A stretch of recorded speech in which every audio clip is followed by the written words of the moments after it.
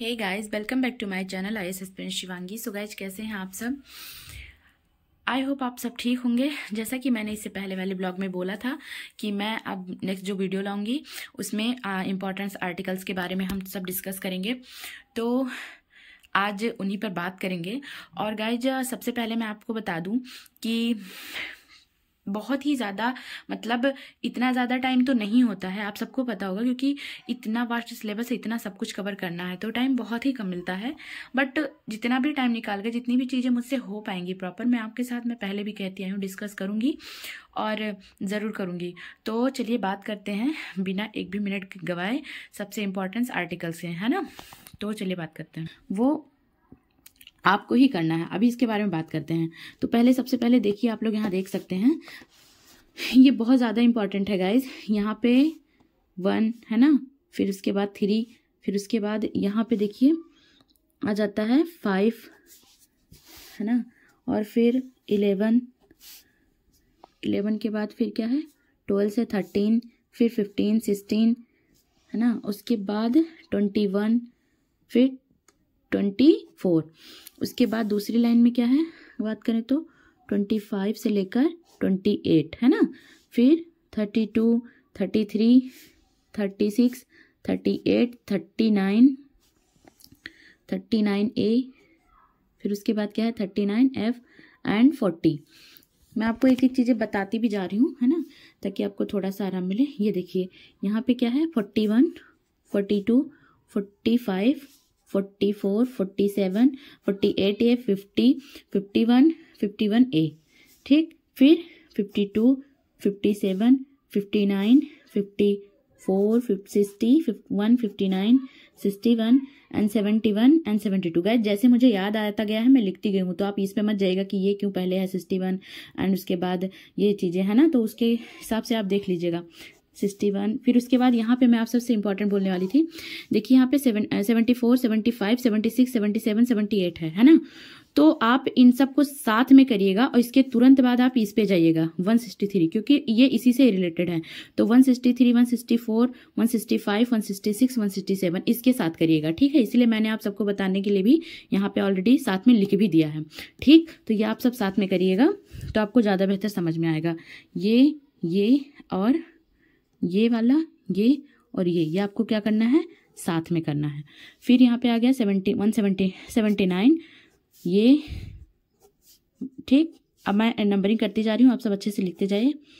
108 107 110 है ना, 11 से लेकर 200 तक आपको यहाँ करना है, ठीक। ये मैं 200 यहाँ पे कर दे रही हूँ। फिर 201 115 116 ये अपना देखते जाइए, ठीक। मैं इस पर टिक भी करती जा रही हूँ।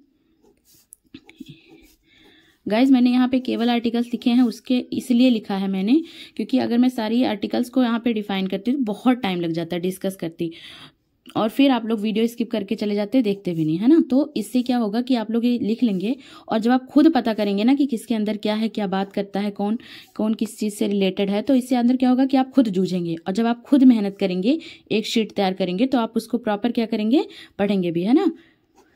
ये देखिए यहाँ पे 257 258 356 300 305 1 इतना मैं इस पर टिक करती जा रही हूँ आप सबके लिए, ताकि आप फटाफट नोट कर लीजिए, है ना। फिर ये 326 52 60 30 94 275 282 और 280, ठीक। ये मैंने सब पे मार्क कर दिया है। मैं स्टार्टिंग से एक बार आपको दिखा भी दे रही हूँ, यहाँ से देख सकते हैं आप सब, है ना। तो इसको मैंने सिर्फ इसीलिए एक्सप्लेन नहीं करा है यहाँ पे मैं, क्योंकि बहुत टाइम लगने वाला था, इतने ज़्यादा आर्टिकल से। आप लोग क्या करिएगा, इसके लिए 2 शीट तैयार कर लीजिएगा, उस पर करिएगा, है ना। तो एक बार आप लोग अच्छे से देख लीजिए, ये हो गए ये, ठीक। फिर ये मुझे लगता है सही आ रहा होगा, है ना। तो ये आप इसको कर लीजिएगा। गाइज, अगर ये मैं पूरा आर्टिकल डिस्कस करती हूँ तो बहुत ज़्यादा टाइम लगता है ना, और फिर क्या होता है कि वीडियो उतना ज़्यादा मतलब एक बार सुनते फिर चले जाते, तो उतना ज़्यादा वो हो नहीं पाता। इसलिए मैंने इस हिसाब से सारे आर्टिकल्स यहाँ पे नोट कर दिए हैं। अब इनको करने के लिए आप बहुत अच्छे से ये आर्टिकल्स एक पेज में लिख लीजिएगा, है ना। और लिखने के बाद जब आप खुद जूझेंगे ना, खुद ढूंढेंगे, चाहे आप गूगल कर लीजिए किसी भी तरीके से।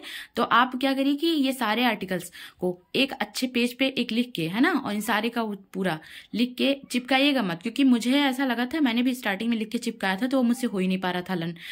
ये मैं क्या करूंगी, मैंने इसका लिख के ना बहुत अच्छे से रख लिया था। और डेली सोने से पहले जब आप 10 से 15 मिनट 20 मिनट देंगे ना, तो वो अपने आप डेली डेली क्या हो जाएगा कि आपको फिर लर्न होता चला जाएगा। ये तरीका है, आप इस तरीके से कर सकते हैं अगर आपको सही लगे तो। मैंने इसी तरीके से याद किया था कि मैंने जितने भी पेज में आए थे उन सारे पेजों को ऐसे स्टेपलर करके रख लिया था और ऐसे बार बार रिवीजन करती गई थी, क्योंकि कुछ भी ऐसा नहीं है कि आप एक बार पढ़ने समझ में आ जाएगा, मल्टीपल टाइम्स रिवीजन करना ही पड़ता है ना। तो इसलिए मैंने यहाँ पे रख दिया है। और गाइस, जैसा कि मैंने आप सबसे कहा था, तो देखिए मैं लेकर आई हूँ वीडियोस आर्टिकल्स पे। अब एक चीज़ आपसे और भी मुझे इंपॉर्टेंट डिस्कस करना है, वो मैं आपसे डिस्कस करने वाली हूँ तुरंत। टॉपिक को अच्छे से तैयार कर लिया, फिर इस टॉपिक को तैयार करने के बाद आपने नोट्स बना लिया इस टॉपिक का, ठीक है, क्योंकि नोट्स बनाना ही तैयार करना होता है।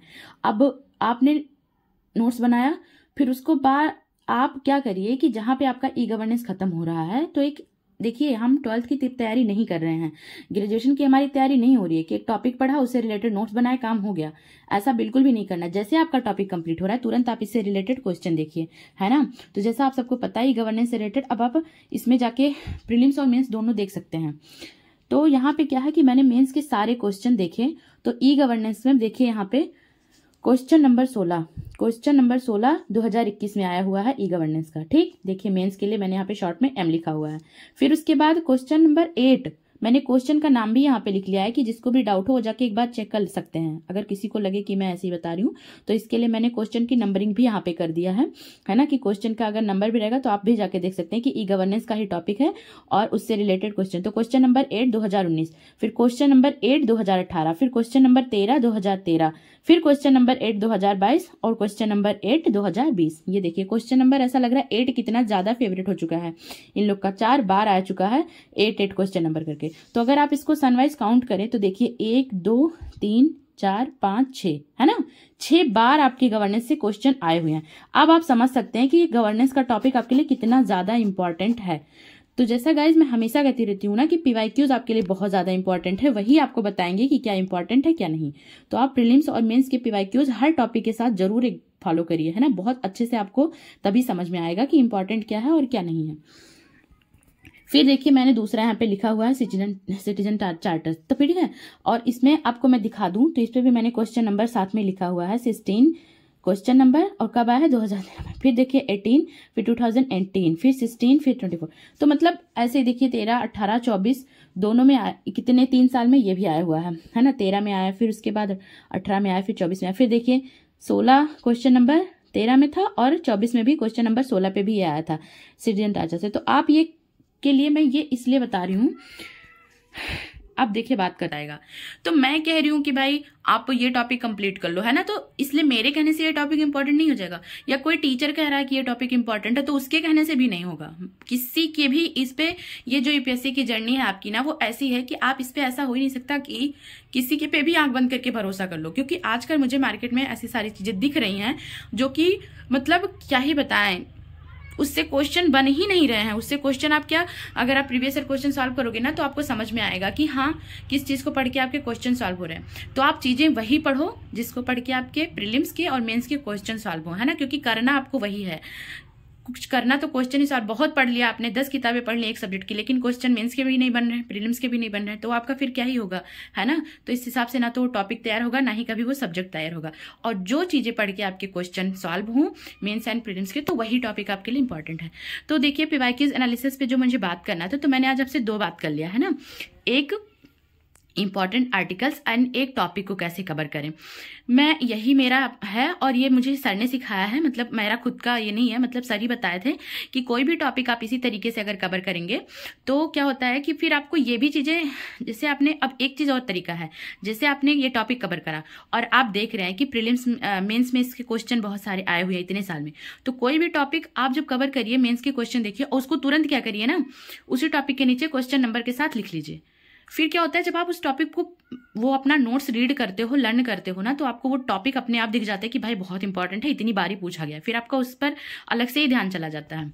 ठीक है, तो आप टॉपिक के साथ क्वेश्चन लिखिए मैं क्या करूँ, मैं बात करने लगती हूँ तो मुझे बात मेरी बहुत ज़्यादा बड़ी होती जाती है, ठीक है, और वीडियो बहुत ज़्यादा बड़ी होती जा रही है।